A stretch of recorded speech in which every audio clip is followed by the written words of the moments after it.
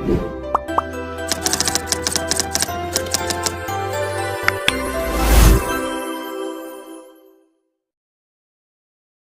कायम रहने की तंबीह करना, आलिमों की महफिल में बैठकर आलिमों को खाने पीने से हटकर सिर्फ और सिर्फ खिदमत दीन का ज़ौक़ उसके दिल में पैदा करना, हिंदुस्तान भर में घूम घूम कर हुकूमत वक्त के मज़ालिम के ख़िलाफ़ बोलना, यहाँ तक कि अरब में जाकर वहाँ की नजदी हुकूमतों के सामने मसलक हक़ की आवाज़ बुलंद करना।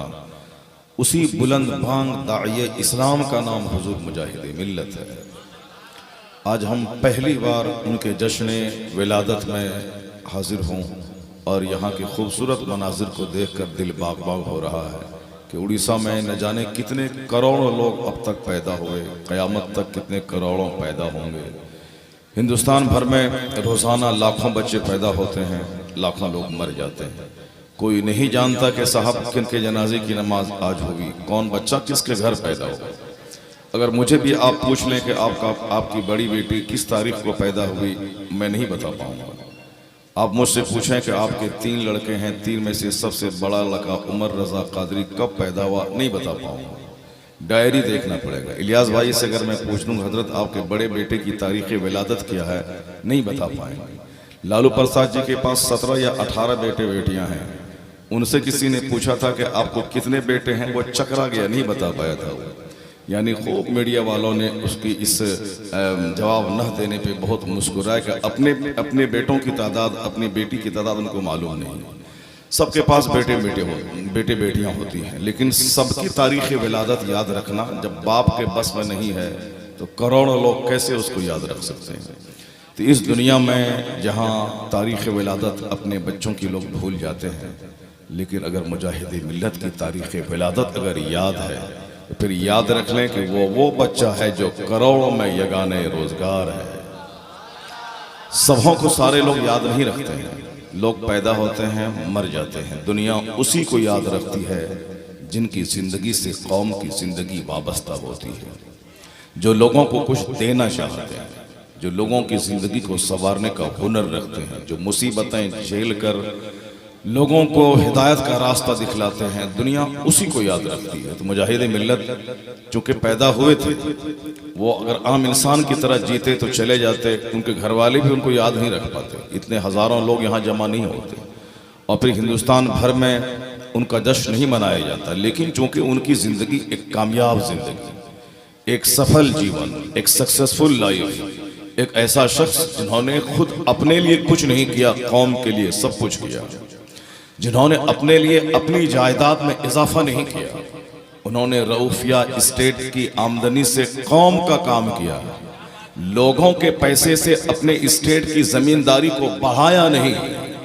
अपनी जमीन की आमदनी से मसलक, मजहब, मदरसा, मस्जिद, खानकाहों का काम किया है। जो लोगों से लेता है, जो लोगों से लेता है, अपना बढ़ाता है, उसको दुनिया भूल जाती है। जो लोगों से लेके कौम का काम करता है और जो अपने पैसे से कौम का काम करता है, वो दुनिया से चला भी जाए तो क़यामत तक उसका नाम मिटता नहीं। लोग उसे ज़मीन से उठा के शोहरत के आसमान तक पहुंचा देते हैं। मुजाहिद मिल्लत ने एक अच्छी ज़िंदगी गुजार कर लोगों को बता दिया कि बादशाही घराने में पैदा होने के बावजूद सादगी कैसे अपनाई जाती है, एक स्टेट के सरबराह के घर में पैदा होने के बाद एक सिंपल लाइफ कैसे गुजारी जाती है, दौलतों के अंबार में बैठने के बाद एक मिस्कीन जैसा दिल कैसे रखा जाता है, बादशाही के बावजूद फ़कीरी कैसे की जाती है, यह मुजाहिद मिल्लत ने प्रैक्टिकल वे में करके लोगों को दिखला दिया।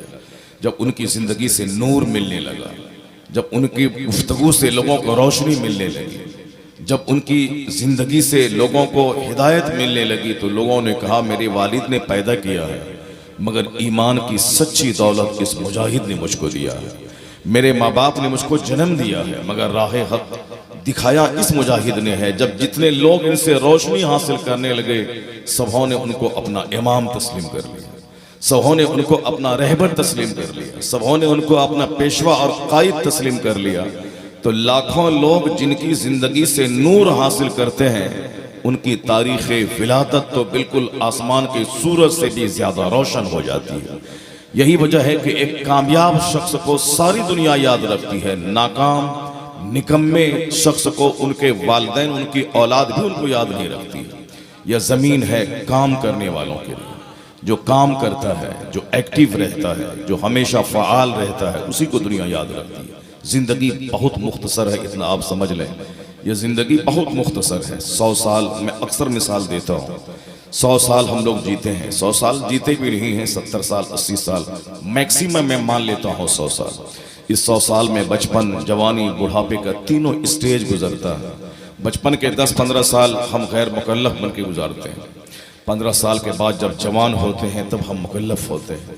उसके बाद जवानी के बाद जब बुढ़ापे में आते हैं तो होश व हवास हमारे गुम हो जाते हैं। मैं घर वालों के लिए बोझ बन जाता हूँ। 70-80 साल की उम्र में बोरिया बिस्तर समेट के दुनिया छोड़ के मैं चला जाता हूँ। 100 साल की जिंदगी, और यहाँ के बाद जहाँ जाते हैं वहाँ के बारे में पुराने पाक में कई जगहों पे आया है। कहीं आया है कि वहाँ का एक दिन 1000 साल के बराबर। एक जगह आया है कान मिक़दारुहु 50,000 सना, यानी उस दिन की गिनती दुनियावी काउंटिंग के हिसाब से 50,000 साल के बराबर है। अब 50,000 साल के बराबर है आखिरत, आलम आखिरत का एक दिन। उसके हिसाब से दुनिया का 100 साल 1 मिनट हुआ। तो 1 मिनट बहुत ही कीमती है हमारे लिए। ये 100 साल की जिंदगी को 1 मिनट में कह सकता हूँ आखिरत के सामने। 100 साल की जिंदगी को 1 मिनट में कह सकता हूँ आलमी आखिरत के सामने। ये 1 मिनट इतना कीमती है कि इसका एक एक सेकंड को आदमी को काम में लगाना चाहिए, क्योंकि जिंदगी बहुमूल्य है। जिंदगी खत्म होने के बाद दोबारा नहीं मिलती। जो लोग खुदकुशी करके मर जाते हैं उससे बड़ा अहमक कोई नहीं है। एक कीमती जिंदगी मिली थी, उसको उन्होंने खुदकुशी करके खत्म कर दी। अब वो ना अच्छा अमल कर सकता। और जिन्होंने जिंदगी में जी भर के ना सजदा किया, जी भर के ना तिलावत की, बाल बच्चों का टेंशन मोल लिया, फांसी के फंदे पे लटक गया। एक नाकाम जिंदगी, एक बुज़दिलाना जिंदगी, जिंदगी के अब दुनिया के की रौनकों से, दुनिया की रंगीनियों से महरूम जिंदगी। वो एक नाकाम शख्स है जो टेंशन में गिरफ्तार होकर खुदकुशी कर लेता है। एक आदमी के मर जाने से दुनिया की रौनक घटती नहीं है।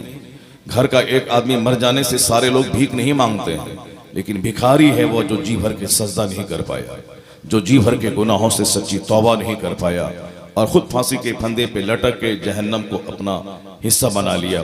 तो ये जिंदगी बहुत कीमती जिंदगी है। तो जिंदगी में वही शख्स कामयाब होता है जो एक एक पल बामकसद गुजारे, इसे गैर जरूरी चीजों से अपने आप को अलग रख ले, फजुलियात का माहिर नहीं बने, बल्कि अपने मकसद हयात पे नजर रखे कि मैं पैदा क्यों हुआ हूँ, मैं क्यों मरता हूँ, मैं क्यों पैदा होता हूँ, ये दुनिया क्यों बनी है। अगर मकसद हयात पे नजर रहेगी, वह दूसरों के कपड़े पे नजर नहीं डालेगा, वह दूसरों के मकान पे नजर नहीं डालेगा, वह दूसरों की गाड़ी पे नजर नहीं डालेगा। उनकी नजर सिर्फ अपने मकसद हयात पे रहेगी कि मैं पैदा हुआ हूँ अल्लाह की इबादत के लिए, और मैं मरने के बाद उसी रब के हुजूर हिसाब के लिए पहुंच जाऊंगा। मुझे राई का दाने दाने का हिसाब देना होगा, हर स्याहो सफेद का हिसाब देना होगा। जिस रब ने जमीन में आजादी दी है, जहां चाहूं मैं चलूं, जैसे चाहूं मैं रहूं, रात के 2 बजे सोऊं के 4 बजे सोऊं, दिन के 11 बजे उठूं के 1 बजे उठूं, एक आजादी हमको मिली। मैं यहाँ सेब खाऊं, संतरा खाऊं, दूध पीऊं, गोश्त खाऊं, मछली खाऊं, एक आजादी, एक नेमत का दस्तरखान रब ने बिछा दिया। अल्लाह ने मुझे काम करने की आजादी दी है और एक रास्ता बताया है कि आजादी का मिसयूज मत करना। मैंने तुमको इस दुनिया में आजाद पैदा किया है और तुम्हारे लिए एक मैंने सिस्टम ऑफ लाइफ दे दिया है और बता दिया है कि यह जमीन मेरी है, ये आसमान मेरा है, ये दी हुई रोजी मेरी है और तुम्हारी जिंदगी मेरी दी हुई है। मैं तुझे मौत दे के फिर मैं अपने सामने बुलाकर तुझसे हिसाब लूंगा, तो तुम इस छोटी सी आजादी का गलत इस्तेमाल मत करना। सामने शराब की बोतल रखी हुई है, सामने दूध की बोतल रखी हुई है, मैंने तुझको डिसीजन लेने की आजादी दे दी है। तुम जिधर चाहो हाथ बढ़ाओ, ताकत अल्लाह की दी हुई है। तुम चाहे शराब की तरफ हाथ बढ़ाओ, ताकत अल्लाह की है। इसी को कहते हैं कि कोई जर्रा अल्लाह की मर्जी के बगैर नहीं हिलता है। अगर आपने ये कह दिया कि अल्लाह ने ताकत दी तो मैं शराब पी रहा हूँ, अल्लाह शराब पिला रहा है तो मैं पी रहा हूँ, काफिर हो जाएगा, वो इस्लाम से खारिज हो जाएगा। वो अल्लाह रब्बुल इज्जत ने ताकत दी है, तुम जिधर हाथ बढ़ाओ सिलेक्शन तुमको करना है। सामने दूध का गिलास है, सामने शराब का गिलास है, सिलेक्शन तुमको करना है कि किधर हाथ बढ़ाऊंगा। हाथ जिधर बढ़ाओगे ताकत तो मेरी दी हुई है, लेकिन सिलेक्शन का फैसला तुम पर मैंने छोड़ दिया है। उसी सिलेक्शन के फैसले पे जन्नत है, उसी सिलेक्शन के फैसले पे जहन्नम है। तो तुमने दूध की तरफ हाथ क्यों नहीं बढ़ाया, तुमने शराब की तरफ हाथ क्यों बढ़ा दिया? तुमने डिसीजन लिया है, उसी डिसीजन पे हिसाब किताब है जन्नत और जहन्नम में। बहुत सारे कम अक्ल और बेवकूफ और जलील किस्म के लोग गुनाह करने के बावजूद कहते हैं अल्लाह के इशारे के बगैर एक पत्ता नहीं हिलता, तो मैं गुनाह कैसे कर सकता हूँ? इसका मतलब है उस गुनाह का जिम्मेदार वो अल्लाह को ठहराता है, वो काफिर हो जाएगा, इस्लाम से खारिज हो जाएगा। अल्लाह की तरफ गुनाह करवाने की निस्बत अल्लाह की तरफ जुल्म को मंसूब करने वाला काफिर हो जाएगा।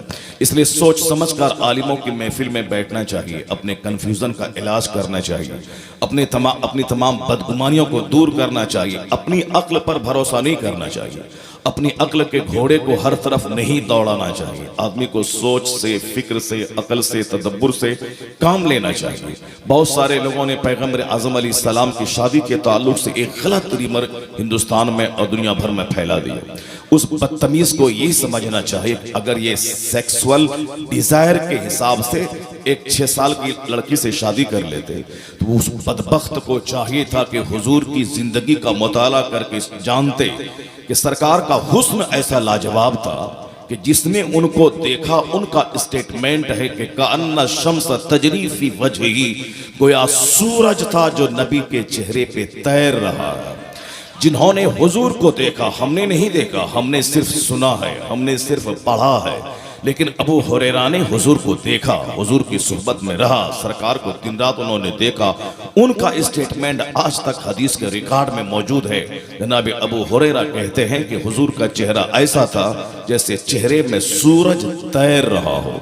हजरत जाबिर इब्ने समोरा जिन्होंने हुजूर को देखा, उनका स्टेटमेंट है कि 14वीं रात का चांद चमकता था, हुजूर मेरी निगाहों के सामने थे, एक सुर्ख धारीदार चादर आपके जिस्म अक़दस पर थी, हुस्न थोड़ा और निखर गया था। मैं कभी चेहरा देखता, कभी चांद को देखता, मेरे ज़मीर ने फैसला किया ववजहु अहसनु मिनल कमर, मुस्तफ़ा का चेहरा चांद से ज्यादा खूबसूरत है।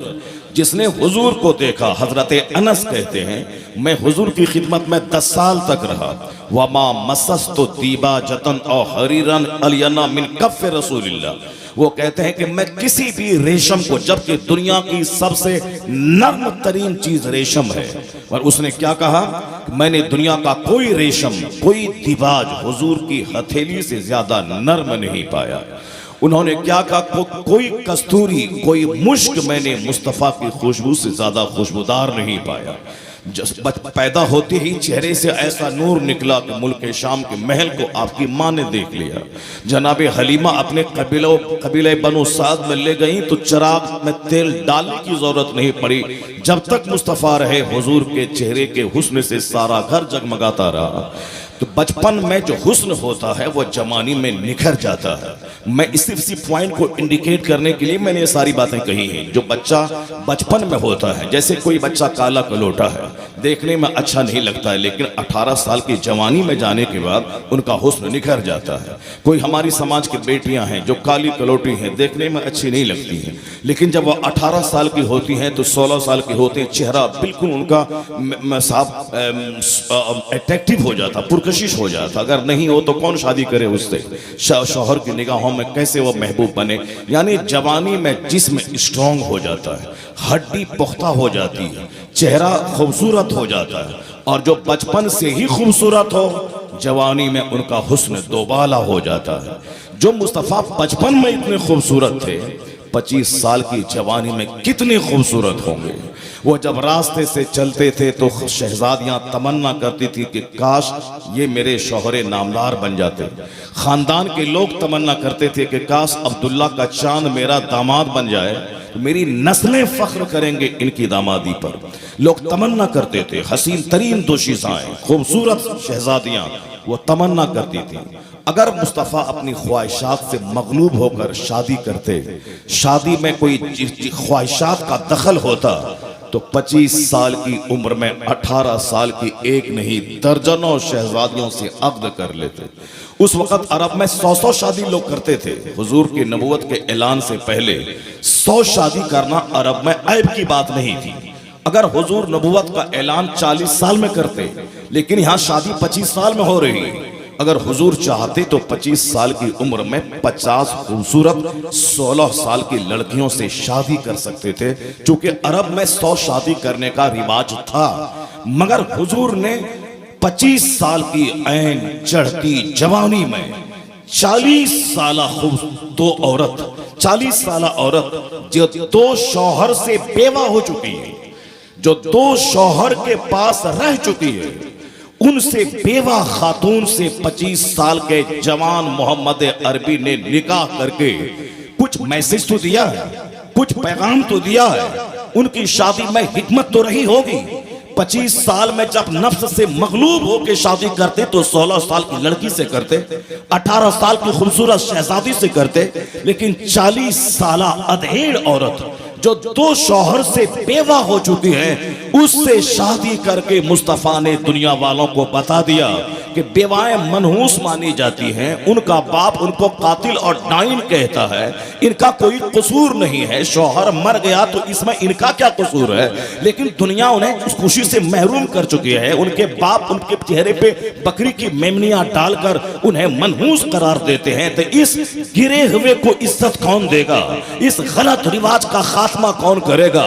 इन बिदअतों की जड़ों को कौन उखाड़ेगा? तो हुजूर ने प्रैक्टिकल में अपनी शादी 25 साल की उम्र में 40 साल अधेड़ औरत से करके दुनिया वालों को बता दिया कि मुस्तफा का हर काम हिकमत से भरा है, हर काम खुदा की मर्जी के मुताबिक है, हर काम लोगों के फलाह बहबूद के लिए है। तो हुजूर ने बेवा से क्या शादी की, कयामत तक की बेवाओं को नई जिंदगी अता कर दी, उनको जीने का शऊर अता कर दिया।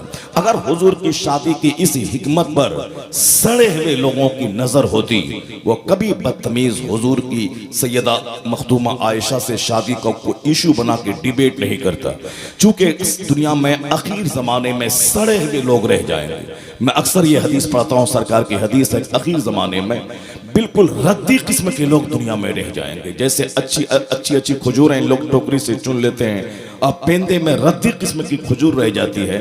अच्छे लोग दुनिया से चले जाएंगे और बेकार किस्म के लोग दुनिया में रह जाएंगे, रद्दी किस्म के लोग। और रद्दी किस्म के लोग यही सारी बातें करेंगे, दुनिया के सबसे नफीस तरीन इंसान पे उंगली उठाएंगे।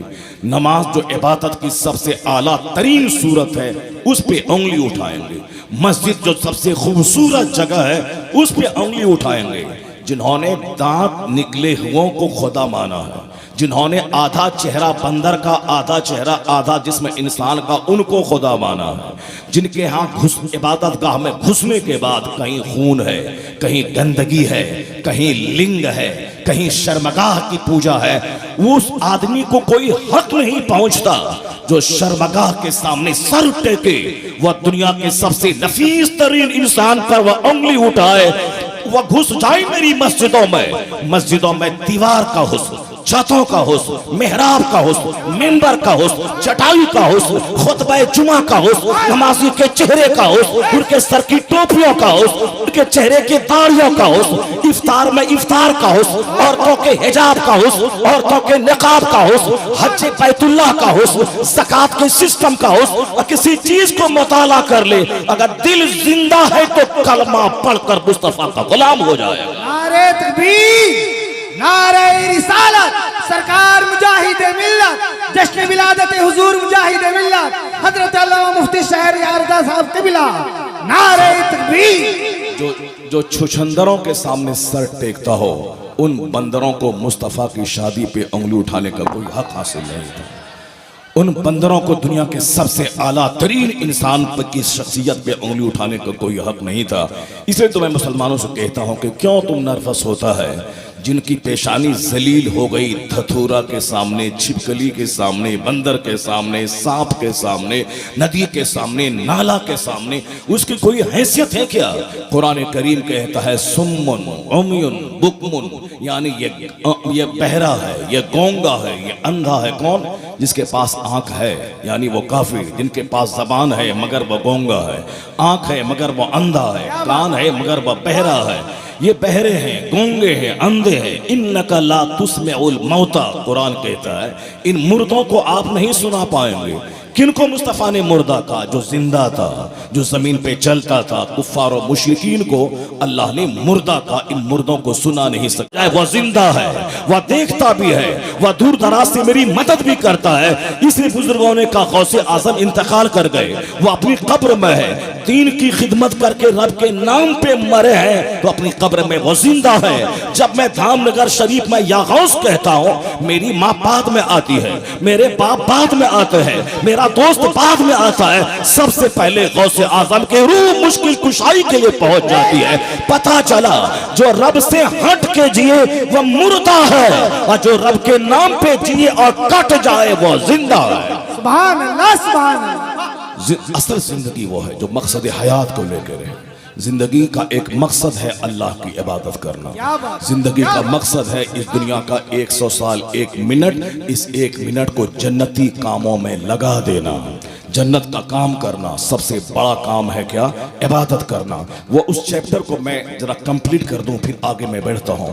जब बात छिड़ गई है तो हमारे वो सारे बच्चे जिनके दिल दिमाग में इन काफिरों के बदगुमान करने की वजह से कंफ्यूजन पैदा हो जाता है, तो मैं उनके दिल और दिमाग को मुतमईन कर दूं कि आकाए दो जहां अलैहिस्सलाम की शादी हिकमतों का कितना हिस्सा थी।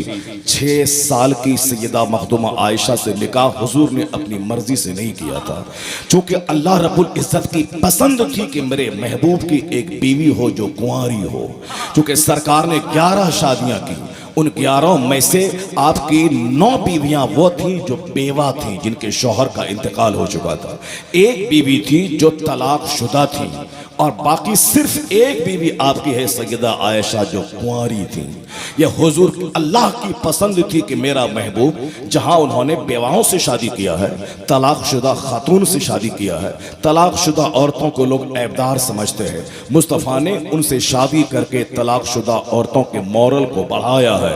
अगर किसी शौहर ने किसी को तलाक दे दिया अपनी बीवी को, उसमें बीवी का क्या कसूर है? अब उनको शादी करना उनसे ऐब की बात नहीं, उनसे शादी कर ले, उनको सम्मान दे दे, ये इज्जत की बात है। अब बेवाओं से शादी करना आज भी लोग अच्छा नहीं समझते हैं, मगर पैगंबर आज़म ने 1400 साल पहले अपनी 9 बेवा औरतों से शादी करके बता दिया कि बेवाएं इज्जत पाने की मुस्तहिक है। एक खातून थी और उनकी शादी 25 साल में 40 साल खातून से, और जब उम्र हो गई 50 से ज्यादा, 53 साल की उम्र हो गई, उस वक्त मुस्तफ़ा ने 9 साला खातून को अपने हरम सरा में ला रहे हैं। 6 साल में शादी हुई, 9 साल में जब आप जवान हो गई तो आपको सरकार ने रुखसती करके अपने घर में लाया।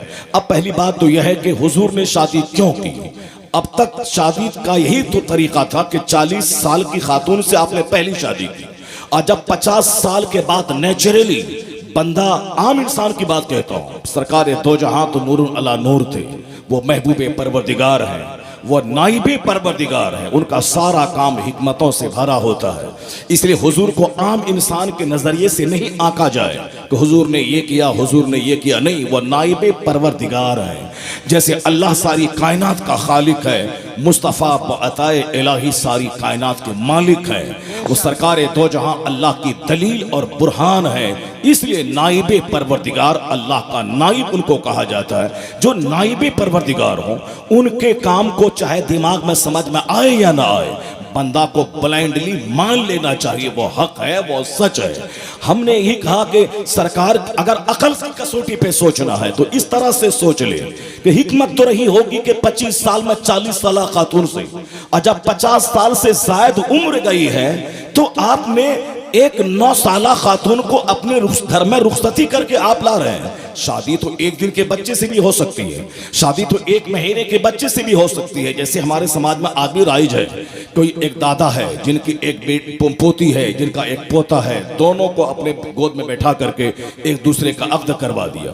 अब दोनों की शादी हो गई, दोनों का मालिक दादा है, दादा ने कहा मैंने इनका अक्द इनसे कर दिया, शादी हो गई। एक दिन के बच्चे की शादी हो सकती है, लेकिन रुखसती जवान होने के बाद, अब बालिग होने के बाद रुखसती होती। जैसे सरकार आला हजरत ने एक जानू पे रखा अब किसको, हुज्जतुल इस्लाम के बेटे को, और एक जानू पे रखा मुफ्ती आजम हिंद की बेटी को। आला हजरत के 2 बेटे, हुज्जतुल इस्लाम, मुफ्ती आजम हिंद, तो एक बेटे का बेटा और एक बेटे की बेटी को अपनी गोद में रखा और दोनों का एक दूसरे से अक्द कर दिया। दोनों के वली थे वो, और आला हजरत जिस निकाह के वकील हों, जिस निकाह के कफील हों, जिस निकाह के मालिक हों, जिस निकाह के वली हों, जो लड़की दोनों के वह दादा हों, तो फिर उस निकाह की बरकतों का आलम क्या होगा। जिस निकाह को आला हजरत ने पढ़ाया, हुज्जतुल इस्लाम का बेटा मुफ्ती आजम हिंद की बेटी अजहरी ताजु शरिया कहती है, वो ताजु शरिया के वालिद थे मुफस्सिर आजम हिंद, मुफस्सिर आजम हिंद, जिनको आला हजरत ने बचपन में अक्द उनका करवा दिया। जाहिर सी बात है कि जब बुजुर्गों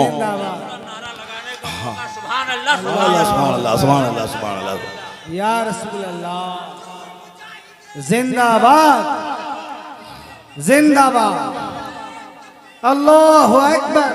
इसलिए नेक लोगों से निकाह पढ़वाना चाहिए, नेक लोगों की परवरिश में बच्चे को देना चाहिए, नेक लोगों की सोहबत में बैठना चाहिए। 4 दिन डकैत के पास आप बैठे, आप डकैत बन जाएंगे। 4 दिन आप क्रिकेटर के पास बैठे, आपको भी बैटिंग और बॉलिंग की बात याद आ जाएगी। मुझको आज तक चक्का और चौका और छक्का और बैटिंग और बॉलिंग और क्रिकेट कैसे खेला जाता है, विकेट कैसे गिरता है, ये मुझको आज तक सही ढंग से मालूम नहीं, क्योंकि मैंने कभी मालूम करना भी नहीं चाहा। वो हमारा कोई दूसरा भाई है जो इसका रिकॉर्ड वो तोड़ा, तो उसका रिकॉर्ड वो तोड़ा, तो उनको एक उस खेल से दिलचस्पी है, तो अब साहब वो उसका नाम लेता रहता है। हमको उससे दिलचस्पी नहीं है, इसलिए हमको नहीं मालूम है कि खेल कैसे शुरू होता है, बैटिंग ऐसे होती है, बॉलिंग ऐसे होती है। ये तो जाहिर सी बात है, एक नादान आदमी भी जानता है, लेकिन उस खेल की गहराई मुझको मालूम नहीं। मगर 4 दिन अगर मैं बैठूं क्रिकेटर के पास, मुझको सब मालूम हो जाएगा। तो सोहबतें रंग लाती हैं। जब मालदारों के पास बैठे तो दिमाग में अच्छा सोफा, अच्छा गद्दा, अच्छा शोकेस, वो अच्छी वॉशिंग मशीन, अच्छी फ्रिज, अच्छी एसी लगाने की बात पैदा होती है। चाहे किस्त पे ही क्यों न ले आऊं, कर्जा बाद में चुकाना पड़े, बाद में जहर खा के मर जाऊं, वो अलग बात है, लेकिन आज घर सामान से भर जाना चाहिए। ये लोगों की टेंडेंसी, लोगों का रुझान बन गया है। ऐसा नहीं कि जितनी मेरी पास चादर है उतना है मैं पांव फैलाऊं, नहीं, मेरा सारा घर उस मालदार के घर की तरह होना चाहिए। चाहे बाद में इसका अंजाम जो हो जाए, चाहे वह कर्ज के बोझ से दब के वह शहर छोड़ के भाग जाए या जहर खा के मर जाए, सोहबतें रंग लाती हैं। ठीक उसी तरह नेकों के पास 4 दिन बैठ जाओ, नेकों के चेहरा 4 दिन बैठ कर देख लो, तुम्हें भी नेक बनने का सलीका पैदा हो जाएगा, तुम्हें भी जन्नत का जुनून चढ़ जाएगा, जन्नत का नशा चढ़ जाएगा, तुम भी नेक बनना चाहोगे। इसलिए कुरान ने कहा कि तुम रुकू करने वालों के साथ रुकू करो, वकुनु मअस सादिकीन, सच्चों के साथ रहो। इन्नल्लाह युहिब्बुल मुत्तकीन, अल्लाह मुत्तकीन से दोस्ती करता है। इन्ना रहमतल्लाहि करीबुम मिनल मोहसिनीन, अल्लाह की रहमतें मोहसिनीन के साथ में है। तो नेक लोग जब निकाह पढ़ाते हैं, नेक लोग जब माँ बाप नेक होते हैं, नेक लोग जब अहबाब रिश्तेदार नेक होते हैं, तो उस घराने का बच्चा डकैत और लुच्चा लफंगा नहीं होता है, उस घराने का बच्चा नेक होता है। चूंकि मेरा चाचा है शराबी, मेरा बाप है बेनमाजी, मेरी माँ है सलीमाबाद, मेरा खानदान के सारे लोग हैं गुटखाखोर और बंदरों की तरह बाल रखने वाला, अगर बच्चा चोर पैदा हो जाए, जवान होने के बाद माँ को मारने लगे, बाप को पीटने लगे, तो कसूर किसका है? कसूर उस घराने का है जिस घराने में वह बच्चा पैदा हुआ है, जिसकी सोहबतों में नशो नमा पाया है। अगर अच्छी औलाद समाज को देना है, अगर अच्छे एलिमेंट समाज को छोड़ना है, तो हर माँ बाप पे लाजिम है कि वह खुद तौबा करके नेक बन जाए, ताकि समाज को एक अच्छा फर्द दे सके, समाज को एक अच्छा एलिमेंट दे सके।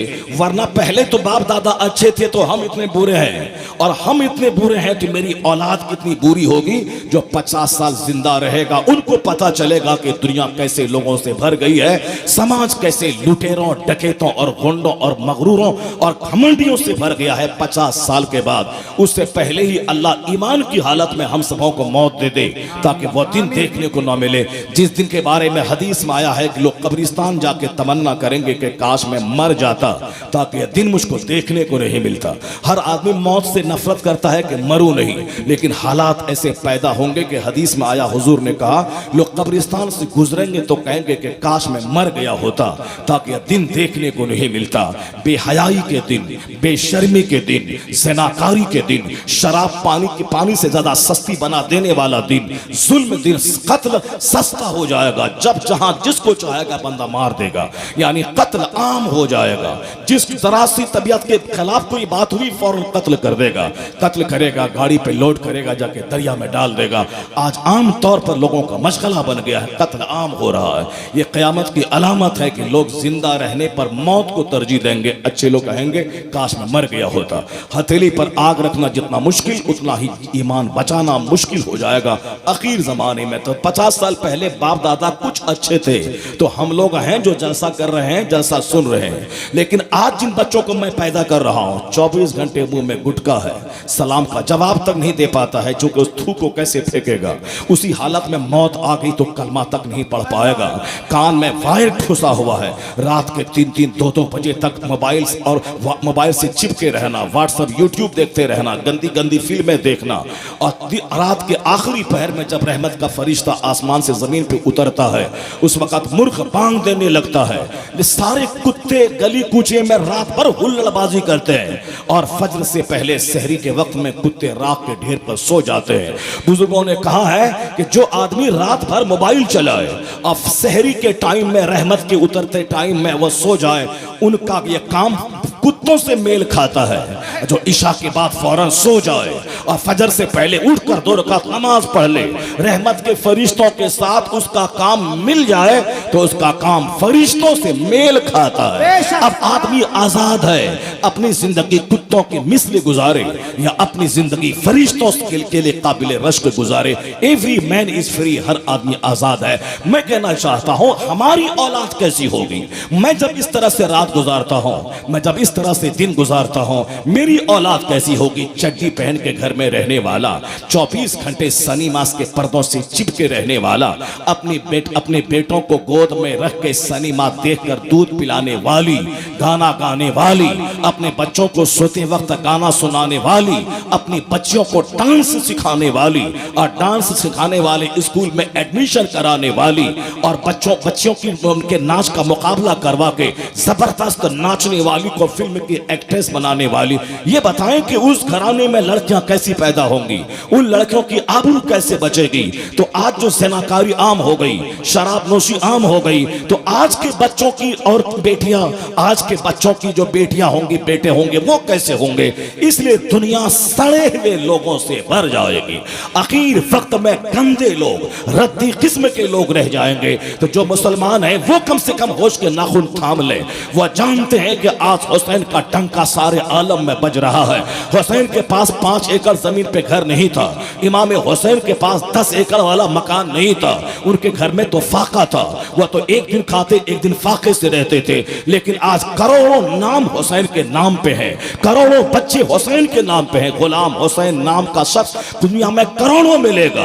गुलाम हसन, गुलाम हुसैन, गुलाम अली, करोड़ों बच्चे मिलेंगे हुसैन को जो अपना आइडियल मानते हैं, जो हुसैन को अपना मॉडल मानते हैं। हुसैन का नाम आज सारी दुनिया में जुमा के खुतबे में, ईदैन के खुतबे में, दरसगाहों में, मस्जिदों में, हर जगहों पे हुसैन का नाम। मुहर्रमुल हराम में तो ऐसा लगता है हर गली कूचा हुसैन के नारों से गूंज जाता है। ऐसा लगता हुसैन स्पिरिट दे रहे हैं, हुसैन हौसला बख्श रहे हैं, हुसैन जवानी दे रहे हैं, हुसैन जीने का हुनर सिखला रहे हैं। हुसैन अकेला था मगर करोड़ों के लिए मीनारे नूर कैसे बन गया, इसलिए कि हुसैन ने ऐसी जिंदगी गुजारी जो करोड़ों गुजार नहीं सकता था। करोड़ों से हटके और लाखों से हटकर उन्होंने कटीली राह, संगलाख राह, मुसीबतों की राह चुना, मगर गंधों से समझौता नहीं किया, गंधों के सामने घुटने नहीं टेका, गंधों को तस्लीम नहीं किया, गंधों से दूर रहे, नापाकों से दूर रहे, पलीतों से दूर रहे। उसके बदले में चाहे जितनी बड़ी कुर्बानी देनी पड़ी उन्होंने बड़ी कुर्बानी दी, मगर हक का दामन नहीं छोड़ा, बातिल के सामने सर नहीं झुकाया, नापाकों की हाँ में हाँ नहीं मिलाया। जब वह हक पर कायम रह के सब कुछ लुटा दिया और बातिल को ज़ेर कर दिया, कोई बातिल को ज़ेर किया तो अल्लाह ने उसे करबला की धरती से उठाया और सारी दुनिया में फैला के हुसैन को इमाम बना दिया, हुसैन को आइडियल बना दिया। इतना बड़ा बच्चा किसने पैदा किया? जब हुसैन महान है, उनकी माँ कैसी होगी, उनका बाप कैसा होगा, उनका भाई कैसा होगा, उनका नाना कैसा होगा। हाँ हाँ, जब माँ हो फातिमा जैसी, 3 दिन का फाका है मगर रोटी उठा के मिस्कीन और कैदी और यतीम को दे दी गई है। 3 दिन से फाके पे फाका है, पैबंद वाला कपड़ा है, अपने हाथ से घर का सारा काम काज है, दिन भर फर्ज नमाज के साथ काम और रात एक ही सजदे में सारी रात गुजर जाती है। जब माँ हूं ऐसी लाजवाब तो बाप हूं ऐसा कि दिन भर जिहाद करे और रात भर सजदे में रात गुजार दे। जब बाप हूं अली जैसा और माँ हूं फातिमा जैसी तो बेटा हसन और हुसैन पैदा होता है। बेटा लाखों के लिए मॉडल पैदा होता है, बेटा लाखों के लिए आइडियल पैदा होता है। इसी को मैं और आगे बढ़ा दूं, जब बाप हो मूसा जंगी दोस्त जैसा और माँ हो सर से लेके पांव तक नेकी का मुजस्समा तो बेटा वलियों का सरदार अब्दुल कादिर जीलानी पैदा होता है। इसी को और आगे बढ़ाओ, जब माँ हो रात भर मुसल्ले पे बैठ के इबादत करने वाली और जब बाप हो गरीबी के दिनों में भी हराम का पैसा पेट में नहीं डालने वाला और इबादत से कोई समझौता नहीं करने वाला, उसी का बेटा 90 लाख काफिरों को ईमान देने वाला मोइनुद्दीन चिश्ती पैदा होता है। जब बाप हूँ मुत्तकी और माँ हूँ 17 पारे कुरान की हाफिजा, उसी का बेटा नाइब गरीब नवाज कुतुबुद्दीन बख्तियार काकी पैदा होता है। जब माँ हूँ 80 साल की उम्र में भी अपने चेहरे को अजनबी मर्दों से हिफाजत करने वाली, अपने सर से आंचल ना खिसकने देने वाली, अपनी इज्जत की हिफाजत करने वाली, बेवा हो जाने के बावजूद सारी जिंदगी इज्जत और इफ्फत के साथ गुजार देने वाली और अपने बेटे की तालीम में कोई कसर नहीं छोड़ने वाली। जब बाप सैयद अहमद अली बुखारवी जैसा और मां सैयदा जुलेखा जैसी, उसी का बेटा कुतुब देहली महबूब इलाही निजामुद्दीन देहलवी पैदा होता है। और इसको मैं आगे बढ़ा दूं, जब बाप हो दुर्वेश और मां हो जाहिदा, उसका बेटा जलालुद्दीन स्यूती इमाम गसाली पैदा होता है। और जब बाप हो सल्तनत दुनिया को त्याग देने वाला मुफ्ती नकी अली खां और माँ हो आबेदा, उसका बेटा अहमद रजा खां पैदा होता है। और जब दादा हो हुज्जतुल इस्लाम जैसा कि काफिर चेहरा देखे तो कलमा पढ़ ले, और नाना हो मुफ्ती आजम हिंद जैसा जिनको डकैत देखे तो तौबा करके वली बन जाए। अब बाप हो 1 लाख मुरीदों का मुर्शिद मगर अपनी खुददारी की हिफाजत करते हुए मुरीदों को चारा नहीं बनाने वाला, मुरीदों के घर जाके 1 रुपया नजराने का नहीं लेने वाला, जाहिद दुर्वेश मुफस्सिर आज़म हिंद। और माँ ऐसी हो मंजर इस्लाम का बजट खत्म हो जाए, अपने जेवरात को गिरवी रखकर मुदर्रिसिन की तनख्वाह दिलाने वाली। जब माँ ऐसी लाजवाब हो, बाप लाजवाब हो, नाना लाजवाब हो, दादा लाजवाब हो, उसी कोख का बच्चा अख्तर रजा का अज़हरी पैदा हो। इसी सिलसिले को मैं और आगे बढ़ा दूं, जब बाप हो रऊफिया स्टेट का मालिक और पुरई से आसम उड़ीसा और माँ मुसल्ले पे रह के दुआ करने वाली, तो उस मालदार बादशाह घराने में बेटा मुजाहिदे मिल्लत हबीबुर रहमान पैदा होता है। जब माँ हो लाजवाब, जब बाप हो लाजवाब, सरकार मुजाहिदे मिल्लत, जश्न विलादत हुजूर मुजाहिदे मिल्लत। मैंने इस मैटर को बहुत इस पर जोर मैंने दिया है और मैं अक्सर अभी 2-4-10 महीने से इसी पॉइंट को मैं इंडिकेट ज्यादा कर रहा हूं, क्योंकि हम मरने के बाद समाज को क्या दे रहे हैं इस बार सोचना होगा। हम समाज में क्या छोड़ के मर रहे हैं इस पॉइंट पे गौर करना पड़ेगा। औलाद की तरबियत पे सारी दुनिया जोर दे रही है। सारे लोग कह रहे हैं कि और बच्चे को ऐसे पालिए, बच्चे को ऐसे पैदा कीजिए, बच्चे को ऐसे पढ़ाइए। लोग कहते हैं डॉक्टर बनाइए, लोग कहते हैं इंजीनियर बनाइए। कोई हमको मशवरा देता है आपके 3 बेटे हैं, तीनों को डॉक्टर बनाइए, इंजीनियर बनाइए। मौलवी बनाएंगे तो भाई 5,000 10,000 महीना मिलेगा। डॉक्टर बनाइए, इंजीनियर बनाइए। लोग मुझे मशवरा देते हैं और मैं उनसे कहता हूं ठीक है, हमारे पास पैसे हैं, मैं डॉक्टर बना दूंगा। डॉक्टर तो 99% समाज मुस्लिम का लोग तो बना ही रहे बेटों को डॉक्टर। मदरसे में सिर्फ 1% मुसलमान का बच्चा पढ़ता है। 99% मुसलमानों के बच्चे स्कूल कॉलेज में पढ़ते हैं। जब 99 पढ़ा ही रहा है, डॉक्टर बनाने की कोशिश कर ही रहा है, तो फिर मस्जिदों का इमाम कौन देगा, मदरसों का मुदर्रिस कौन देगा, खानका का अच्छा वली कौन देगा, समाज का रहबर कौन देगा, आला हजरत का गुलाम कौन बनेगा, मुफ्ती आजम हिंद का नाइब कौन बनेगा, मुजाहिदी मिल्लत की डगर पे चलने वाला मुजाहिद कौन बनेगा, सदरुल अफाजिल का जानशी कौन बनेगा, कौन किताबें लिखेगा, कौन बुखारी पढ़ाएगा, कौन जुमा का जबरदस्त किताब दे के कौम के दिलों में इस्लाम की गर्मी पैदा करेगा, कौन मुसीबत के वक्त में जिहाद का जज्बा पैदा करेगा, कौन कौमे मुस्लिम को रास्ता दिखलाएगा। सारे लोग डॉक्टर बनेंगे, सारे लोग इंजीनियर बनेंगे, तो इमाम कहां से मिलेगा, निकाह कौन पढ़ाएगा, जनाजा कौन पढ़ाएगा। बाबा धन्य है वो जो आलिमे दीन बनते हैं। डॉक्टर बनना, इंजीनियर बनना, पैसा कमाना, आलिमे दीन बनना, मुस्तफा का नाइब बनना। तो 1000 एकड़ जमीन का जोतने वाला वह जमींदार कहला सकता है। 1 करोड़ डेली कमाने वाला MBBS डिग्री होल्डर वह डॉक्टर कहला सकता है। 5 लाख महीना कमाने वाला इंजीनियर वह इंजीनियर कहला सकता है।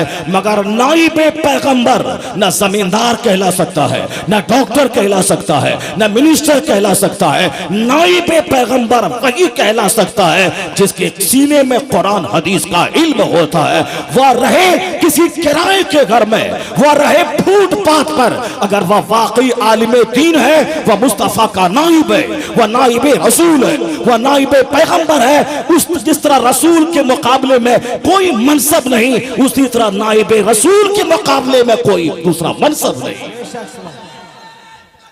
अल्लाह अकबर, या रसूल अल्लाह, जिंदाबाद जिंदाबाद जिंदाबाद, अल्लाह अकबर। मैंने ये बातें इसलिए कह दी कि आज चूंकि मेरे साथियों के दिमाग में भी इस तरह की बातें चल रही हैं। मैं इमाम हूं, मैं डर सहम के जिंदगी गुजार रहा हूं, मगर मेरा बेटा इमाम नहीं बनेगा, वो इंजीनियर बन के 25,000 रुपये माहाना कमाएगा। इसलिए हमारे साथी भी अपने मस्जिद में रह के पैसा कमाते हैं और अपने बच्चों को पैंट शर्ट पहना के दाढ़ी मुंडवा के इंजीनियर बनने का सपना देखते हैं ताकि मैं आराम से रहूं। और जब उनका बेटा इंजीनियर बन के किसी छोकरी से शादी करके अहमदाबाद ही में बस जाता है, ये मौली साहब डफली बजाते हैं अपने गांव में देहात में रहकर। क्या करो, मेरा बेटा मुझसे छिन गया। मैंने बंबई के एक बड़ी मस्जिद के इमाम के बारे में आज से 20 साल पहले जब मैं 12 रोजा खिताब करने बंबई जाता था, और मैंने सुना कि उनकी बेटी बहुत पढ़ने लिखने में अच्छी है, साहब PG कर रही है। वो इमामत करके पैसा कमा करके उन्होंने मैट्रिकुलेट करवाया, इंटरमीडिएट करवाया, ग्रेजुएशन करवाया, पोस्ट ग्रेजुएशन करवाया। उसके बाद स्कूल में टीचर की नौकरी मिल गई। बाद में पता चला कि तलाक हो गई, और आज 20 साल से खूबसूरत औरत वह तलाकशुदा अपने घर में पड़ी है, किसी दूसरे ने उनसे निकाह नहीं किया है। मैंने कहा कौन सा इल्म है, कौन सी तालीम है। तालीम के नाम पे घर से बाहर निकली और आवारगी करके उन्होंने माने हमल अद्वियात का इस्तेमाल किया। यहां तक कि शादी के फौरन बाद डॉक्टरों ने मशवरा दिया जिंदा रहना है इसे तो बच्चादानी को निकलवाना होगा, क्योंकि बच्चादानी का कैंसर हो गया है। डॉक्टर ने वजह बताई कि हमल को रोकने के लिए ज्यादा दवाइयों के इस्तेमाल करने की वजह से इस तरह का मर्ज पैदा होता है। क्यों उस इदारे का रास्ता दिखलाता है जहां चलने के बाद 90% खवातीन का अपनी इस्मत का बचाना मुश्किल है, और अगर वह शादी हो भी जाए शौहर से एडजस्टमेंट मुश्किल है। औरतें रहे खानादार, उमूर खानादारी का माहिर, ताकि शौहर को शौहर नामदार समझे, शौहर को मालिक व मुख्तार समझे, शौहर के सामने निगाहें नीची रखे, शौहर को अपना पेशवा समझे, ना कि शौहर को गुलाम समझने लगे। वहां तलाक होगी, वहां तकरार होगी, ना वहां लक्कम जुत्तम होगा, वहां लड़ाई झगड़ा होगा। शौहर भी कमाता है, औरत भी कमाती है, वहां जंग होगी, वहां 90% रिश्ता कायम नहीं रह पाता है। जो फातिमा ज़हरा की कनीज बन के रहे, वफादार बन के रहे, वहां 90 साल के बुढ़ापे तक शौहर की जबान पे लफ्ज़ तलाक नहीं आती, तकरार नहीं होती, जंग नहीं होती। जो फातिमा ज़हरा से हट के जिंदगी गुजारे, जहन्नम वहां आग यहां लगेगी उनकी जिंदगी में, उनके सुख में आग लगेगी, शांति में आग लगेगी, चैन में आग लगेगी। सुकून चाहिए तो करीना को मॉडल मत बना, कैटरीना को मॉडल मत बना, हेमा मालिनी को मॉडल मत बना, मॉडल बना फातिमा ज़हरा को। अपनी बेटी को उसी रास्ते पे चला, किराए के घर में भी रहेगा, फरिश्तों के लिए काबिले रश्क बन जाएगा। बादशाहों जैसा सुकून अल्लाह अता फरमा देगा। बेटी की तरबियत कीजिए, उन्हें फातिमा ज़हरा की जिंदगी सिखाइए, अपने बेटों की तरबियत कीजिए। इमाम हसन कैसे जी गए, इमाम हुसैन कैसे जी गए। मैं कहानी नहीं बोलूंगा, मैं कहानी का चैप्टर नहीं खोलूंगा। आप खूब सुनते हैं, हाय सकीना, हाय ज़ैनब, हाय फला, खूब सुनते हैं। ये कहानी सहाय करने के लिए नहीं है, ये कहानी वाय करने के लिए नहीं है। करबला की तारीख हौसला देने के लिए है, करबला की तारीख नो रोशनी देने के लिए है, करबला की तारीख फराइज़ व वाजिबात का एहसास दिलाने के लिए है, करबला की तारीख अल्लाह रब्बुल इज़्ज़त की ज़ात पर मजबूत यकीन पैदा करने के लिए है। वो तो जालिमों का नाश सत्यानाश हो जाए जिसने करबला की तारीख को फर्जी करबला की तरफ डाइवर्ट कर दिया, जिसने इस रोशन तारीख को फर्जी इमाम बाड़ी की तरफ डाइवर्ट कर दिया, जिसने इस रोशन तारीख को मरसिया नौहा मातम की तरफ डाइवर्ट कर दिया। ये मातम करने की तारीख है, यह सीना नोचने की तारीख है। ये तो शरीयत पर अमल करते हुए उस योद्धा ने जो बलिदान दिया है, उस बलिदान को याद करके कुर्बानी के लिए अहद करने की तारीख है। यह हौसला अपने बाजुओं में भरने की तारीख है। यह तो हुसैन आज़म की शहादत घर घर में बता बता कर मायूसियत से निकालने की तारीख है। मस्जिदों को आबाद करवा देने वाली जिंदगी की तारीख है। हुसैन को मरसिया खानी से क्या मतलब है, नौहा से क्या मतलब है, उसे फर्जी करबला से क्या मतलब है, फर्जी इमाम बाड़े से क्या मतलब है। यह सारा काम जाहिलाना, यह सारा काम फासिकाना, यह सारा काम मैं कह दूं तो मुशरिकाना। ये हिंदू नमाज से खुश नहीं होते हैं, रोजा से खुश नहीं होते हैं, मेरी ज़कात से खुश नहीं होते हैं, मेरे हज से खुश नहीं होते हैं, मगर मैं अपने हाथों से कुछ शक्ल बनाता हूँ, उस पर पानी डालता हूँ, वहां मिन्नतें मांगता हूँ, औरतों की भीड़ लगाता हूँ, वहां नारियल पौधाता हूँ, फिर इसी को ले जाके फर्जी करबला में दफन कर देता हूँ। वह खुश होता है। यह होता रहे, यह चलता रहे। क्यों? इसलिए चलता रहे कि इसका यह काम उनके काम से मेल खाता है। वह मुशरिक भी अपने हाथ से कुछ तस्वीर बनाते हैं, उनको खुदा कहते हैं, उनके सामने सजदा करते हैं, उसको लेके घूमते हैं, वहां चढ़ावा चढ़ाते हैं, वहां मिन्नतें मांगते हैं। और जब तक चाहा पूजा, शराब पिया, ताड़ी पिया, नाचा गाया, यानी अपने झूठे खुदा के सामने दूसरों से चंदा करके शराब पी के नाचा गाया, डीजे बजाया, दूसरों की नींद खराब की, रात भर गाना गाया, रात भर जोर जोर से रेडियो उन्होंने डीजे बजाया, दूसरों की नींद खराब की, बीमारों को मौत के कगार पे पहुंचा दिया। उनका अपना मुल्क है, अपनी ताकत है, अपनी मेजॉरिटी है, वो जो करे सो करे। और मैं अजान दूं, 1 मिनट में अजान मुकम्मल हो जाए, इससे उनको बुरा लगता है, नींद खराब हो जाती है। इसे घमंड है कि मेरा दिन आ गया है, मैं दबाऊं, मैं जैसे चाहूं इसको मैं रखूं। सुनो, जिस तरह आज से पहले तक के जालिमों ने रोल अदा किया है, मगर जालिमों को दुनिया याद नहीं रखी, सब्र करने वालों को दुनिया ने याद रखा है। उसी तरह यह जुल्म की कहानी भी देर या सवेर खत्म हो जाएगी। ये ताम झाम जिंदा नहीं रहेगा, जिंदा अज़ान रहेगी, जिंदा नमाज रहेगी, जिंदा साबिर रहेगा, जिंदा कौम मुस्लिम रहेगी। जुल्म जिंदा नहीं रहता। यह खुश होता है मेरे ताज़ियादारी से। क्यों? उनका काम उनके काम से मेल खाता है, इसलिए खुश होता है। तो जो मेरा काम उनके काम से मेल खाए, उसे उस काम को दफन कर देना चाहिए, उसको पांव के नीचे रौंद देना चाहिए। ये तमाम खुराफात वाहिया या ढोल ढाल, ये तमाशा राफिजियों का है, शियों का है। आला हजरत ने सख्ती से मना किया। हुसैन को इस ढोल से क्या मतलब, हुसैन को ताज़िया से क्या मतलब, हुसैन को इस फर्जी इमाम बाड़े से क्या मतलब, मतलब, हुसैन को फर्जी करबला से क्या मतलब, हुसैन को इस फर्जी तीजा और 40वां से क्या मतलब, हुसैन को इससे कोई मतलब नहीं है। हुसैन उसूल का आदमी है, हुसैन आइन का आदमी है, हुसैन राह हक पे डट के मरने वाले का नाम है, हुसैन शहीद आजम का नाम है, हुसैन शरीयत बचाने वाले का नाम है, जो मुहर्रम की 10 तारीख को रोजा रखे, नमाज पढ़े, हुसैन के रास्ते पे चलने की कसम खा ले, हुसैन की रूह उससे खुश होती है, हुसैन की रूह उसके लिए दुआ करती है। तो 10 तारीख दीन पर चलने का अहद करने का दिन है, न कि तमाशा करने का दिन है। तमाशा करने वाला हुसैन की निगाहों से गिर जाता है और जिक्र हुसैन करने वाला हुसैन की निगाहों का महबूब बन जाता है। नारे तकबीर, नारे रिसालत। वाले काम को छोड़ दे बंदे मुस्लिम, बातें मेरी तवील हो जाएंगी। मैं शॉर्ट करते हुए कहता हूं कि मुहर्रमुल हराम का त्यौहार ये एक अजीम तारीख देने वाला दिन है, न कि दूसरों से अब मेल खिलाने वाला दिन है। तमाम फर्जी वाकयात, तमाम फर्जी किस्से कहानी को छोड़ दिया जाए। इसे मर्जिया का रंग नहीं, रोलाने का रंग नहीं, बुज़दिलाना ढंग से जीने का रंग नहीं। कुछ लोग चाहते हैं कि मैं ऐसा किस्सा बयान करूं लोग रोने लगे। हुसैन आजम का जख्मों से छल्ली होना, घोड़े से गिरना, मुश्किल सहना, खुतबा देना, सालिमों के बीच में घिर के भी हक की रस्सी को थामे रहना, इनसे रोना नहीं आता है। वो जब ज़ैनब का नाम लेता है तो रोते हैं, सकीना का नाम आता है तो रोते हैं, अली असगर का नाम आता है तो रोते हैं। यह रोने का दिन नहीं है, यह तो सब्र करने का दिन है, हौसला लेने का दिन है। हुसैन की शहादत पे हमें नाज है कि मेरा इमाम करोड़ों मुसीबतों में घिर के भी 1 इंच पांव फिसला नहीं, वह इम्तिहान में कामयाब हो गया। कयामत तक के मुसलमानों को हुसैन की शहादत पे नाज है कि इमाम हो तो ऐसा, सरदार हो तो ऐसा, कायद हो तो ऐसा। उनकी रहनुमाई को याद करने की तारीख है ये, उनकी क़यादत को याद करने की तारीख है। ना कि साहब सकीना और ज़ैनब और सोगरा करने की जरूरत है, नहीं। और फिर ये सकीना, ज़ैनब, सोगरा ये भी बेकार किस्म की बातें वो करते हैं। जनाब ज़ैनब के सामने उनके बेटे की लाश है, जनाब ज़ैनब के सामने उनके जवान भाई की लाश है, जवान ज़ैनब के सामने उनके 2 बेटे और मोहम्मद की लाश तड़प रही है। उनकी निगाहों के सामने सारे 71 शोहदा की लाशें मौजूद हैं।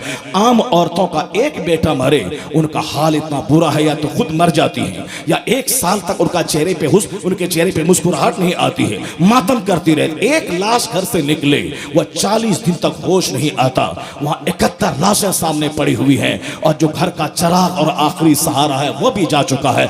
मगर कोई बता दे कि ज़ैनब के सर से आंचल खिसका है, कोई बता दे कि ज़ैनब के चेहरे से दुपट्टा हटा है, कोई बता दे कि ज़ैनब ने गरीबान फाड़ा है, कोई बात है जिनका शौहर शहीद हो गया हो, जिनका दूध पीता बच्चा शहीद हो गया हो, उस शहरबानों के सर से दुपट्टा खिसका है, उनके चेहरे से आंचल खिसका है। उन लोग जालिमों ने दुपट्टा खींचना चाहा हुसैन की शहादत के बाद, मगर ज़ैनब की चिंगाड़ के सामने उनके हाथ कांप गए, यानी उनके दुपट्टा को खींच नहीं सका। उन्हें कैदी तो बनाया मगर उनके चेहरे को नंगा नहीं कर सका। जो लाशों के अंबार पे भी फातिमा ज़हरा की सीरत पे आमिल रहे, जो लाशों के अंबार पर भी सब्र की तस्वीर बनी रहे, जो लाशों के अंबार पे भी मुस्तफ़ा की शरीयत पे आंच नहीं आने दे, वह क़यामत तक की खातून के लिए आइडियल है, वह मॉडल है। उनके इससे इफ़्फ़त माबी को बयान किया जाए, उनके सब्र को बयान किया जाए, शरीयत पर मजबूती से कायम रहने को बयान किया जाए, ताकि मेरी माँ बहन को वहां से नूर मिले, वहां से रोशनी मिले, वहां से प्रकाश मिले कि चाहे मुसीबतें 1000 आ जाए, वावेला मचाने से मुसीबत और संगीन होती है और सब्र करने से मुसीबतों का बोझ हल्का हो जाता है। सब्र हमारी जिंदगी का राज है। मौला अली ने कहा था, जैसे ये गर्दन है और ये जिस्म है, यह दोनों मिलके एक वजूद तैयार होता है। सर के बगैर धड़ बेकार है और धड़ के बगैर सर बेकार है।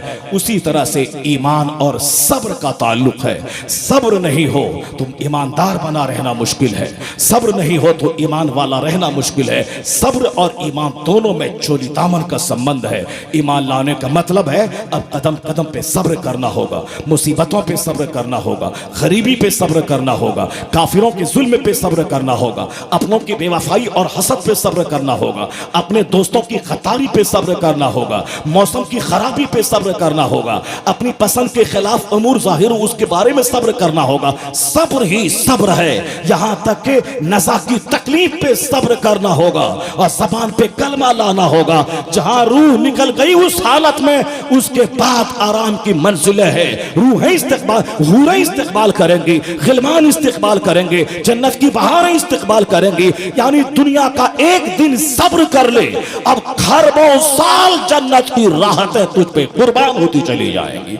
यही है इस्लाम, यही है इस्लाम की रूह, जिसको प्रैक्टिकल में इमाम हुसैन ने मैदान करबला में समझाया है कि तकरीर करना और है, अब प्रैक्टिकल में उसको बताना और है, किताबें लिखना और है, अपने खून से तारीख लिखना और है। इमाम हुसैन ने यही कुछ बताया। मैं 2-4 चैप्टर खोलता हूं उनके कैरेक्टर का, उनके किरदार का। हुसैन आजम की माँ जन्नती औरतों की सरदार हैं, तो उनके बेटे हुसैन को तो बिल्कुल लाउबाली, अब बेपरवाही से जिंदगी की दिल गुजारना चाहिए। जैसे मेरा बाप अगर पीर है, 1000 आदमी उनके मुरीद हैं, तो हमारा क्या हाल होता है? हमारा हाल ये होता है कि हम सब दोस्तों के सामने ऊंचा बनना चाहते हैं। घमंड और गुरूर मेरे अंग अंग से टपकने लगता है। अगर ऐसा कुछ हो कि मेरा बाप पीर हो जाए तो फिर मेरा तो क्या कहना, मेरे बाप के मुरीद मेरा पांव चूमने लगते हैं, यानी मगरूर होना तय है। जैसे मेरा बाप मदरसे का मोहतमिम है, मोहतमिम का बेटा मुदर्रिसीन को अपना गुलाम समझता है, मोहतमिम का बेटा सारे मदरसे के तलबा को अपना नौकर समझता है। मोहतमिम के बेटे की ज़बान से गर्मी, उनकी चाल से गर्मी, थोड़ी सी दौलत मिली तो घमंड, तो बाप का इज्जत, बाप का मर्तबा है तो घमंड, माँ अगर किसी काबिल समाज में अहम है तो बेटा घमंडी। यानी माँ बाप पर बच्चा मगरूर हो जाता। अगर थोड़ी सी नेमत दुनियावी हिसाब से माँ बाप को ज्यादा मिली है तो एक पीर का बेटा, आज हाल देख ले, 90% पीरों के बच्चे ईसा अलैहिस्सलाम को खुदा कह के काफिर हो गए। बहुत सारे लोग मौला अली को खुदा कह के काफिर हो गए। बहुत सारे लोग अहले बैत अतहार की दुश्मनी में काफिर हो गए। बहुत सारे लोग अहले बैत अतहार से बेजा मोहब्बत करके वो सहाबा को गाली दे के इस्लाम से खारिज हो गुमराह हो गए। तो बहुत सारे लोगों ने ये रास्ता देखा, मगर एक रास्ता है सटी, एक रास्ता है सुडोल, एक रास्ता है लाजवाब, वो रास्ता है मसलक आला हजरत, वो रास्ता है मसलक एतदाल, जिसमें सहाबा की इज्जत भी है, अहले बैत एहतराम से मोहब्बत भी है। जो इस रास्ते को पकड़ा नजात पा गया, जो इससे दूर हुआ वो तबाह हो बर्बाद हो गया। नारे तकबीर, अल्लाहु अकबर, नारे रिसालत। सरकार मुजाहिदे मिल्लत, हुजूर हबीबे मिल्लत, हुजूर हबीबे मिल्लत, सरबराहे आला दारुल उलूम मुजाहिदे मिल्लत, सरबराहे आला दारुल उलूम मुजाहिदे मिल्लत, आमदे हबीबे मिल्लत, जश्न विलादत हुजूर मुजाहिदे मिल्लत, नारे तकबीर, नारे रिसालत। बैठ जाए आराम से।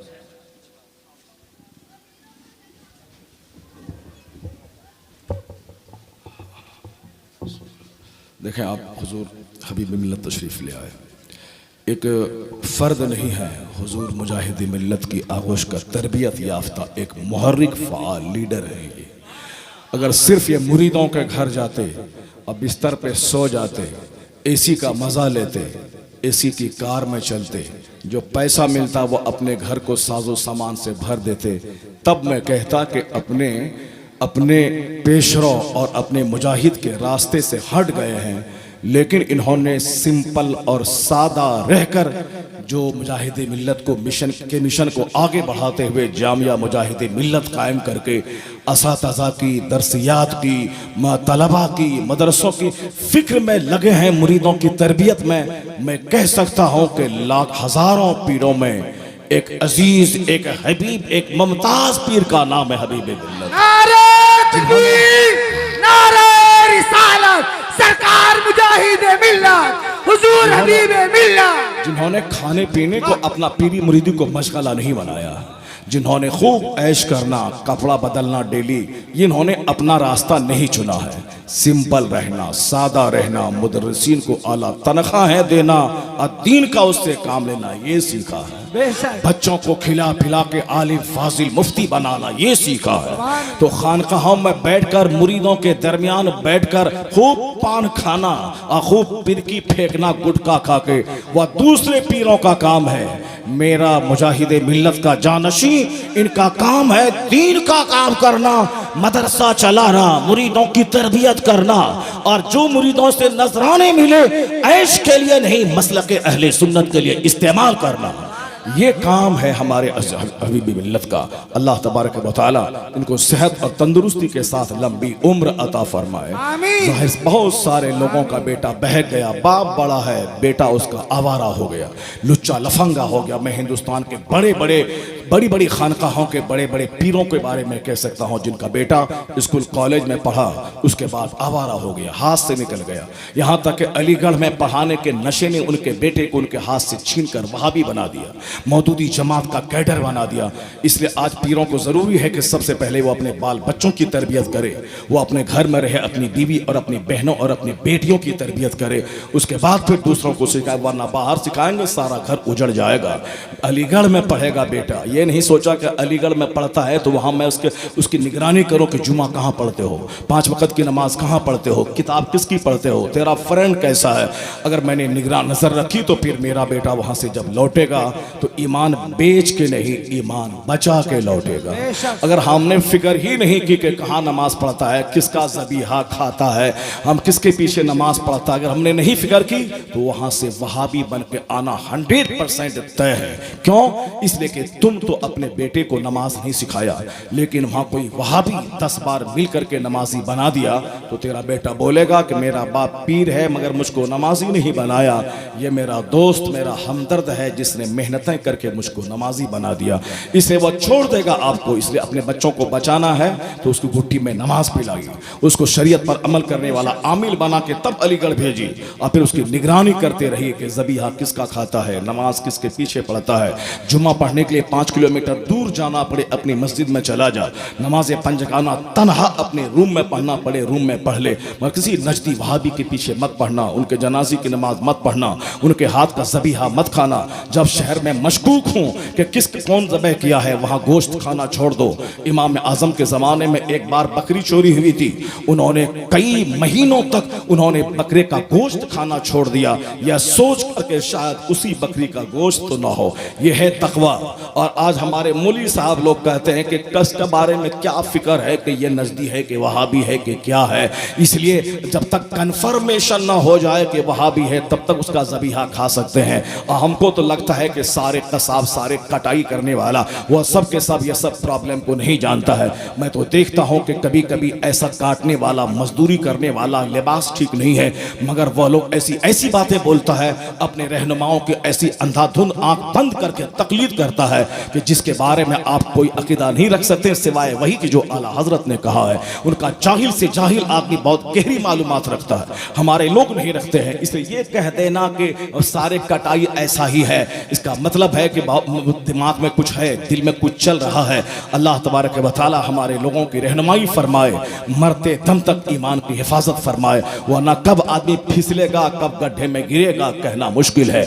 बड़े बाप का बेटा, इस पॉइंट को इंडिकेट जो लोग करते हैं वो नूह अलैहिस्सलाम को नहीं बयान करते हैं, उनके बेटे के बारे में नहीं जानते हैं। लूत अलैहिस्सलाम पैगंबर है, उनकी बीवी जिनसे 2 बेटी आपको पैदा हुई, उनकी बीवी काफिरा हो गई। अपने खानदान की मोहब्बत में, अपने शहर के लोगों की मोहब्बत में उनका साथ दिया, दिल से उनसे मोहब्बत किया।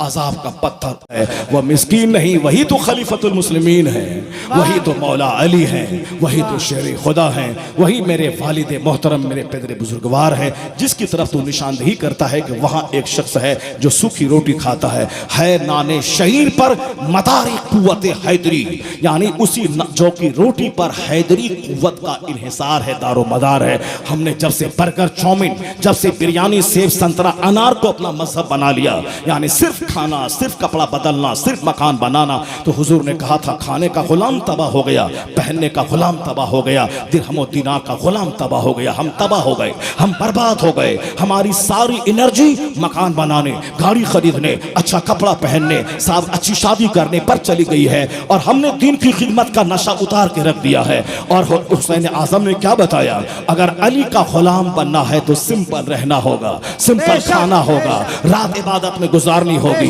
दिन जिहाद में गुजारना होगा। जिंदगी 100 साल 1 सेकंड की है, उसको क्यों खाने पीने की पेचीदगी में डालता है? सादा रह, सादा पहन, सादा खा, सादी जिंदगी गुजार, फिर देख लेना रूहानियत कैसे उजागर होगी, दिल कैसे रोशन होगा। इसलिए तो मैं कभी कभी कहता हूं, जुमा के दिन मस्जिदों में भी तू पैंट शर्ट पहन के आता है, ईदैन में भी तू रंगीन कपड़ा पहन के आता है, छींट छाट वाला जैकेट पहन के आता है।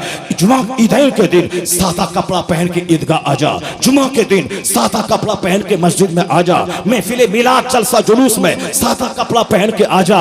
अगर तुम्हारी इस हालत को देखकर काफिरों का जिगर थर्रा न जाए, ऐसा लगेगा जैसे सफेद पोश फरिश्तों की जमात है जो जमीन पर उतर आई है।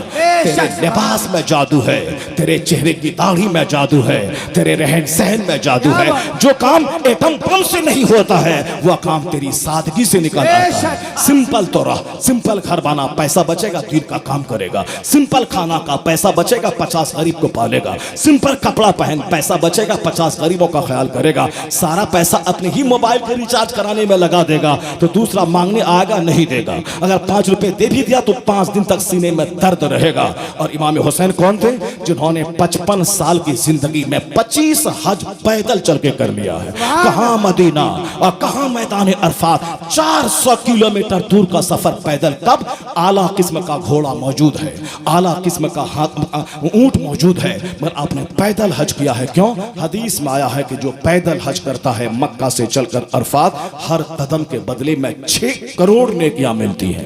इमाम अज शहाब के पीछे लोग पड़े हुए हैं, वो क्या है नहीं है, यूट्यूबर है, वहाबी है कि नजदी है, हमको उससे बहस नहीं। मगर हाथ धो के कुछ लोग उनके पीछे पड़ गए हैं। ये क्या ड्रामा है? जहाज है, जहाज मौजूद है तो फिर पैदल चल के तकलीफ क्यों पहुंचाना? मैं कहता हूं 150 करोड़ 2 अरब मुसलमान दुनिया में है, और उसमें 2-4 आदमी पैदल अगर चल के हज कर रहा है, तुम्हारे पेट में दर्द क्यों हो रहा है? तुम्हारे पेट में दर्द क्यों हो रहा है? तुम क्यों परेशान हो रहा है? उसको पैदल जाने दे। कोई प्लेन पे जा रहा है, कोई कार से जा रहा है, कोई ट्रेन से जा रहा है, कोई पैदल जा रहा है, तुझको तेरे सीने में क्या दर्द है?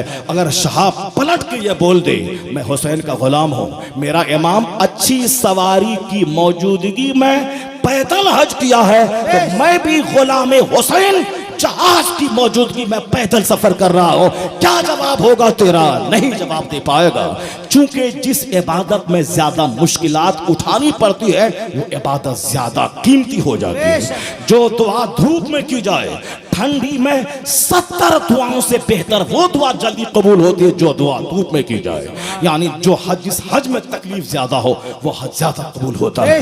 जिस जिंदगी में दर्द ज्यादा हो शख्सियत निखरती है, जिस जिंदगी में तकलीफें ज्यादा हो वो शख्सियत निखरती है। जहाँ खाना पीना ऐश और आराम एसी में रहना हो वो बोधा होता है, कामचोर होता है, वो आराम पसंद होता है, उसका टोन ऊंचा होगा, चर्बी निकलेगी, वह चलने के काबिल नहीं रहेगा, वह डॉक्टर के पास आएगा जाएगा दम फूलेगा मर जाएगा। और जो धूप में रहेगा, पसीना बहाएगा, पैदल चलेगा, मुसीबतें उठाएगा, वह 100 किलोमीटर दूर पैदल चलेगा, कुछ नहीं होगा। वह 5 बार मस्जिद जाएगा आएगा और बढ़ते चले जाएगी। मुजाहिदे मिल्लत कभी तांगा पे चलते थे, कभी पैदल चलते थे, कभी जनरल डब्बे में चलते थे, कभी साहब कार से चलते थे, कभी पैदल चलते थे, कभी बैलगाड़ी चलते थे। जिस वक्त जैसा मौका मिले वो तो नवाब कराने के थे, वो बोलते तांगे पे मैं जाऊंगा, कार ले आओ। एम्बेसडर कार तो चलती थी उस जमाने में, कार ले आओ तब मैं जाऊंगा, तांगे पे मैं नहीं जाऊंगा। मैं तो तुम जानते हो रईस आजम उड़ीसा हूं, मैं नहीं जा पाऊंगा। नहीं कोई बता दे कभी घमंड की बोली बोला हो, गरूर की बोली बोला हो। तांगा है चले गए, पैदल है चले गए, बैलगाड़ी है चले गए, नजराना नहीं मिला चले आए, अपनी तरफ से नजराना मदरसे को दे दिया, इदारे शरिया कायम हो रहा था अपनी तरफ से पैसा दे दिया, मदरसा कायम हो रहा है अपनी तरफ से पैसा इलाहाबाद में दे दिया। ये वो थे जो हुसैन का सच्चा गुलाम थे कि जिस तरह से हालात हो जैसे भी हो दीन का काम करना सबसे पहले प्रायोरिटी उसी को देना है, उसी को मुकद्दम रखना है। हुसैन का गुलाम सच्चा वही होगा जिनके कैरेक्टर से हुसैनियत छलके, जिनको कोई देखे तो खुदा याद आ जाए। जब गुलाम हुसैन ऐसा है तो इमाम हुसैन की जिंदगी का रंग कैसा होगा। हुसैन की जिंदगी में घमंड नहीं है, हुसैन की जिंदगी में गुरूर नहीं है, हुसैन की जिंदगी में आराम पसंदी नहीं है। हुसैन ने कभी आराम से रात भर जी भर के नहीं नहीं सोया। 55 साल तो जिंदा रहे, 8-7 साल तो बचपन में रहे, मगर बचपन ऐसा गुजरा, कभी नबी के कांधे पर, कभी नबी की पुश्त पर, कभी नबी की गोद में, कभी नबी के सीने से लगकर। यानी जो जन्नत में पैदा हुआ हो, जो जन्नती माहौल में रहा हो, उसके सीने में इस्लाम कैसा कूट कूट के भर गया था। दुनिया का सबसे बड़ा पैगंबर इस कदर आजिजी से रहता है। नवासा भी बढ़ता चला गया, आजिजी बढ़ती चली गई, जवान होता चला गया, इबादत बढ़ती चली गई। आया है किताबों में कि रात रात भर इबादत करना, नफल नमाज पढ़ना, मस्जिद नबवी में अपने बाप के अहद खिलाफत में नमाज पाबंदी से पढ़ाना, और दिल में अपने बाप के साथ जिहाद करना। इस तरीके से इमाम हसन इमाम हुसैन ने नेकी के साए में बहुत जवान हुए हैं। और जिंदगी में हिसाब लगाया तो 3 बार अपना आधा माल यानी 2 लाख की प्रॉपर्टी है तो 1 लाख राह खुदा में खर्च कर दिया, और 2 बार सारा माल एक सुई तक घर में नहीं रखा, सारा माल राह खुदा में खैरात कर दिया। यानी उन जैसा कोई सखी नहीं था। आज मेरे पास 5 लाख हो, मैं 5 लाख की ज़कात तो निकाल देता हूँ, 5 लाख की, मगर 5 लाख खैरात कर दूं अल्लाह की राह में, ये मुझसे करोड़ों इंसानों के लिए ये उनके बस की बात नहीं है। मगर ये हुसैन थे, ये हुसैन का भाई हसन था, जो जिंदगी में 2 बार या 3 बार सारा माल का हिसाब लगाया, सुई तक घर में नहीं रखा, वो सब राह खुदा में खैरात कर दिया। उसका बदला क्या मिला? वो कंगाल हो गए, वो दाने दाने को तरस गए? नहीं, उनका यकीन था कि जो अल्लाह की बारगाह में 1 देता है अल्लाह उसको 10 नवाजता है। 1 लाख दे दे अल्लाह 10 लाख देगा। जब गरीबी हो, जब मुसीबत हो, दुकान नहीं चले, तो उस वक्त में ज्यादा खैरात करना चाहिए, क्योंकि खैरात करने से अल्लाह का गुस्सा ठंडा होता है। इन्ना सदक़ता लतुत्फी गज़बर रब, सदका अल्लाह के गज़ब को ठंडा कर देता है। जब अल्लाह नाराज होता है तब गरीबी आती है, तब कहत आता है, जब तंगदस्ती आती है